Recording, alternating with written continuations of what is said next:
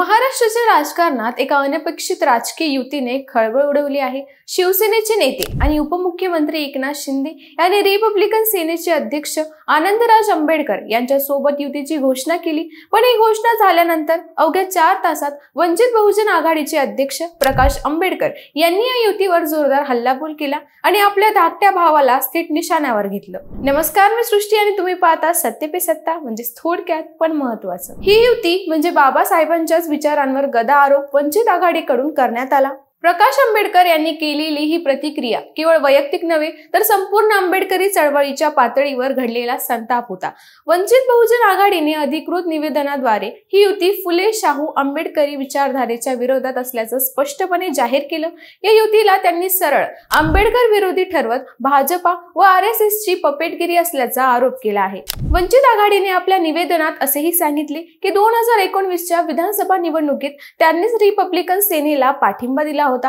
आनंदराज आंबेडकर यांच्या विनंतीवरून त्यांच्या उमेदवारांना वंचितच्या AB फॉर्म मध्ये सामावून घेण्यात आलं होतं। अमरावती लोकसभा मतदारसंघात तर वंचितने त्यांना थेट पाठिंबाच दिला होता। मात्र आता हे सर्व संबंध आणि सौजन्य संपुष्टात आणल्याचे त्यांनी जाहीर केले। या निवेदनात एक वाक्य विशिष्ट लक्षवेधी ठरले। वंचित बहुजन आघाडी वेगवेगळ्या मुद्द्यांवर मतभेद स्वीकारू शकते, पण बाबासाहेबांच्या विचारधारेविरोधात काम करणाऱ्या RSS भाजपच्या पपेट सोबत ती कधीही उभी राहू शकत नाही।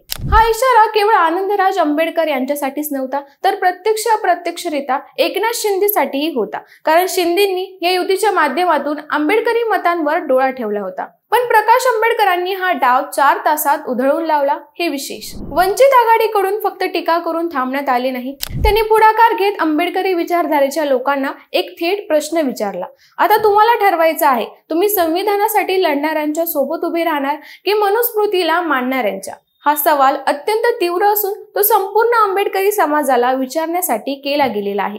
यातून वंचित बहुजन आघाडीने आंबेडकरी समाजात एक ठाम भूमिका घेतल्याचं स्पष्ट होतं।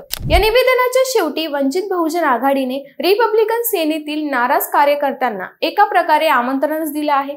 तुम्हाला बाबासाहेबांच्या खऱ्या विचारांशी एकनिष्ठ राहायचं असेल तर वंचित मध्ये या, असं आवाहन त्यांनी केलं आहे। यातून प्रकाश आंबेडकर यांची एक स्पष्ट रणनीती दिसते। शिंदे आणि आनंदराज यांची युती खिळखिळी करण्याची। एकीकडे शिंदे गट आंबेडकरी मतांवर दावा करतोय, तर दुसरीकडे प्रकाश आंबेडकर स्वतःच्या विचारसरणीतील कार्यकर्त्यांना एकत्र करून नव्या ताकदीने मैदानात उतरण्याचा प्रयत्न करत आहेत। एकनाथ शिंदे यांनीही स्पष्ट केले आहे की त्यांच्या गटाची आंबेडकरी समाजाशी जवळीक आहे आणि या समाजाचा सन्मान राखणं त्यांचं उद्दिष्ट आहे। पण प्रकाश आंबेडकरांनी केलेल्या या तिखट प्रतिक्रियेमुळे शिंदेंचा हा डाव धोक्यात आला आहे। कारण वंचित बहुजन आघाडीचं आंबेडकरी मतांमध्ये भक्कम आधार असून त्यांचा मतप्रवाहावर परिणाम होतो। शिंदे यांना ही युती करून आंबेडकरी समाजात मजबूत घुसखोरी करायची होती, पण ती रणनीती अवघ्या काही तासातच प्रकाश आंबेडकरांच्या रोषात कोलमडली।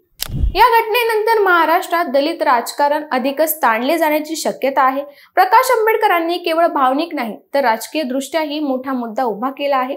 वंचित आघाडी आगामी निवडणुकांमध्ये या युती विरोधात आंबेडकरी अस्मिता हा विषय उभा करत अधिक आक्रमक भूमिका घेऊ शकते।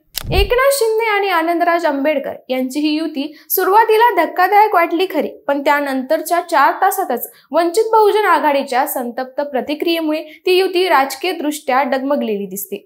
प्रकाश आंबेडकरांनी केवळ भाऊ म्हणून नाही तर एक राजकीय नेता म्हणून आपली भूमिका स्पष्ट केली आहे। त्यांचा हा आक्रमक पवित्रा शिंदेच्या योजनांवर मोठा परिणाम करतोय यात शंका नाही।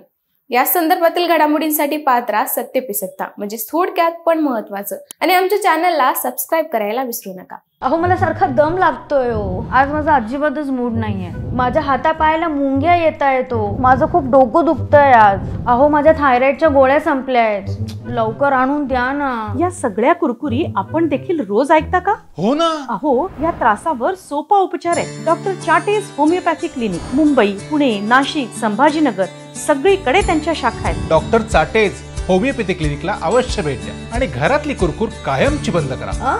थायरॉइडची